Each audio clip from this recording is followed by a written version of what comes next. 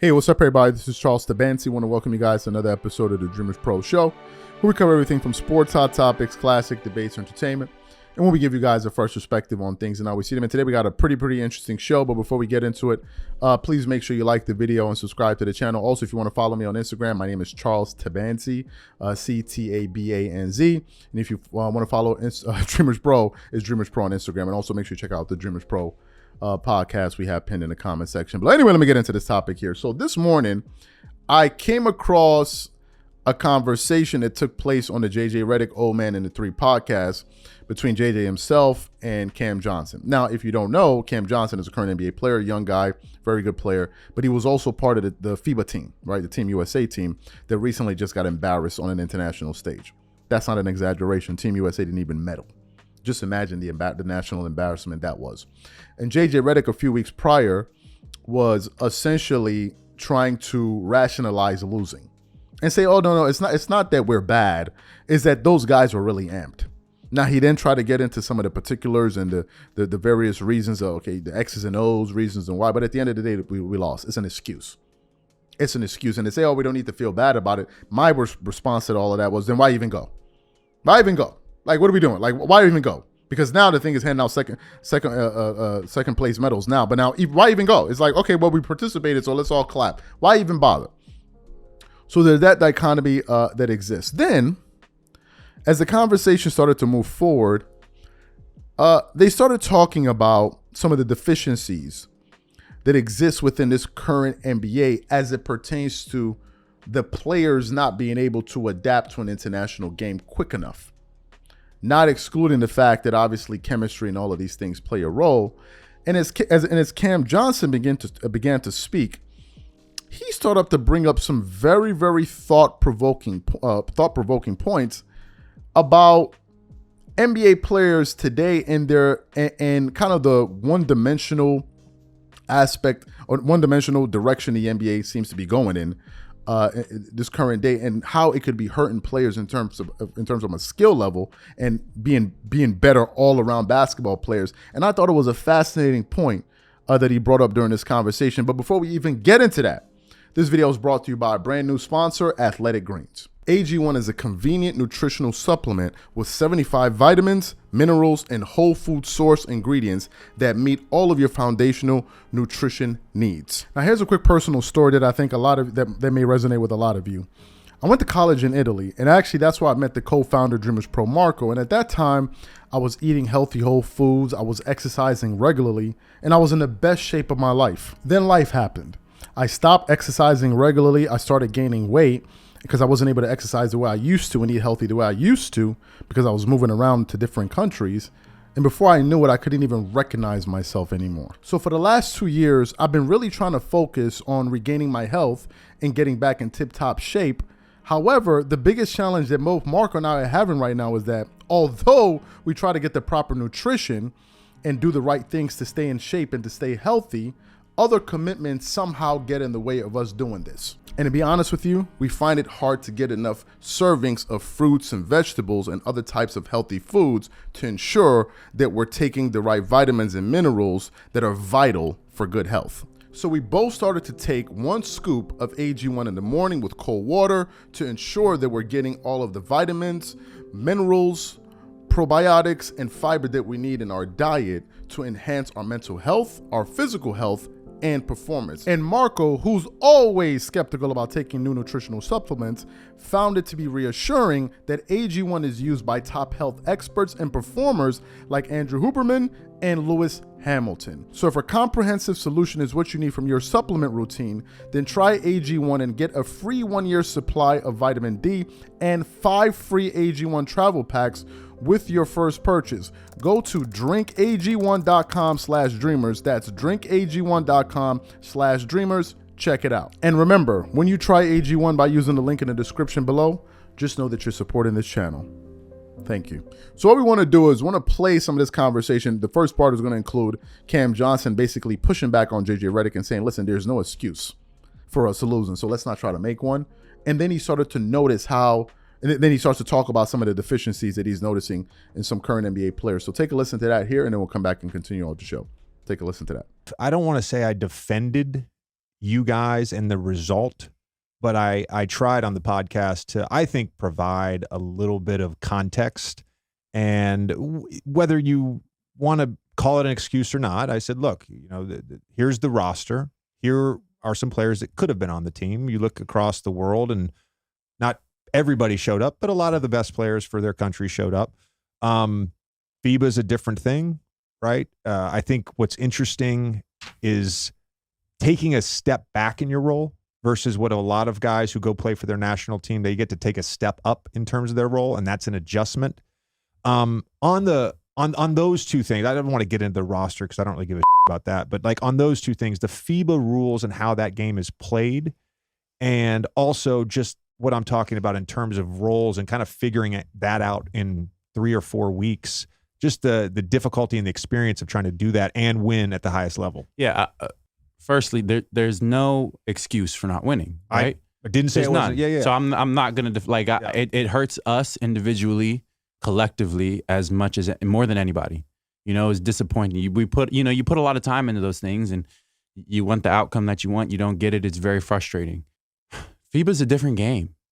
FIBA's it's a different game, and like you see guys playing for their national teams, like you said, they're you can't treat them like the players there in the NBA. You just can't, and just the flow of the game, the way it's played, the way it's officiated, minor rule changes, it's different. And there's different focuses, when you're playing a team. Everybody in the NBA sort of plays a very similar style of basketball. Like there has been a style of basketball that analytically or success-wise has dictated how other teams. It's a copycat league for pretty much your whole career, and it's a copycat. Everybody's league. Kind of played. It's a copycat league. Eventually, 100%. Everything's going to catch up and evolve.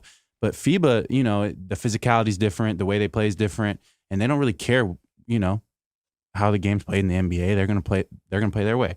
So it was a super interesting experience to see that, and it opened our eyes quickly as we're playing against Slovenia and Spain in those exhibition games that they're like. Those teams run offenses very efficiently. Like you can tell they've been playing together for a long time. So it's like, okay, this is what we're in store for. Also, they crash the glass like, nobody's business, and they're just efficient. Like they're accountable. They play hard. They play for each other. So on a basketball, like on just a pure basketball side of things, like it's beautiful to watch, right? Like, it's basketball globally. Everybody's speaking different languages. Everybody looks completely different. And everybody's able to kind of play their own style of basketball. I do think, obviously, even the group, people say we didn't have this, we didn't have that, we should have sent this. You guys had a bunch of awesome NBA players. We had really good NBA players. There's no excuse not to win. But just the nature, it's basketball, the nature of the game.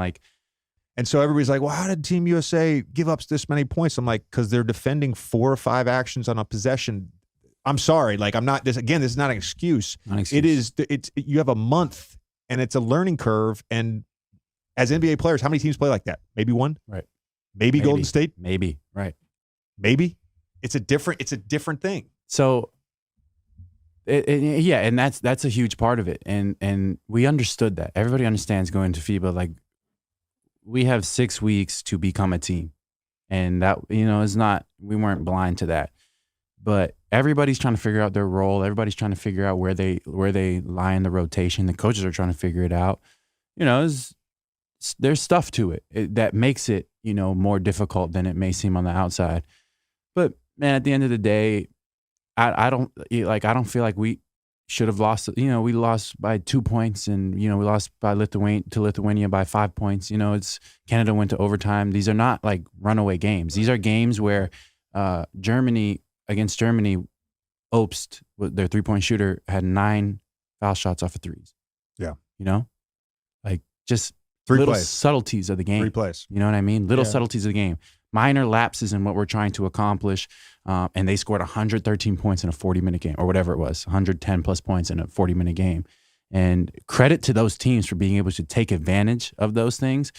But it is eye-opening to the game of basketball because you get so conditioned. 82 games of NBA basketball. You're watching film every single day. You're watching games every single day. We consume hundreds of games, hundreds and hundreds and hundreds of games of NBA basketball yearly that our brains get so conditioned to just thinking that's how we play. You know, that's just, everybody, everybody plays like that. Yeah. So you heard the conversation there. I'm going to enjoy this part of the show, and I'll tell you why. Recently, the neighborhood oaf in NBA sports media, Gilbert Arenas, basically came out and made one of the most idiotic comments of 2023 before we close out the year. What am I referring to? Gilbert Arenas, who took it upon himself to basically, number one, accuse former NBA top 75 player, one of the greatest players of all time, arguably the greatest two-way center in the history of basketball, questioned why Hakeem Olajuwon would charge Giannis Antetokounmpo $50,000 a week to gain some training from him to improve his footwork and his post game. He questioned why he would do something like that, right? Why is he scamming, to use the word scamming, NBA players, even though I don't know why you're viewing that as scamming when you should be viewing it as an investment. And how much do you think Hakeem Olajuwon's time is worth? He should do it for free? What if he makes more than $100,000 a week? He should come and sit down and talk to you for free because the man has nothing else better to do? Number one. And number two, there's nothing wrong with making people pay. The importance of making people pay for something like that is, number one, once people commit their money, the likelihood of them taking it serious is going to go up. If you give things away for free, people rarely respect anything that's free. So for him to even start off there, that's the first thing I didn't understand. The second thing, apart from the monetary amount that he was focused on, he then took it a step further by questioning, what could Giannis Antetokounmpo possibly learn about a player that played in the NBA in the 90s and basically apply to this modern era? And a lot of us sat back asking ourselves, what is Gilbert Arenas on to be making these comments? The last player to win the regular season MVP, Joel Embiid, if you go look at his moves are very similar to Hakeem. If you look at the moves of Nikola Jokic, his footwork, his ability to get around defenders and use not just his size, but to use their momentum against them.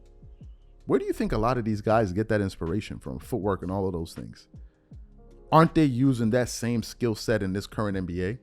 Skill guards that can post up smaller guards and use their size and draw double teams and pass the shooters. Like, how do you think all of this works?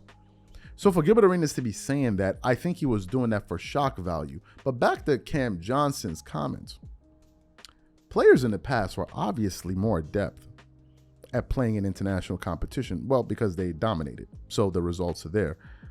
But number two, some may say, oh, well, but that changed. No, because the last time the USA was really winning gold medals, you're talking about players from the former generation who most of them had the fundamentals.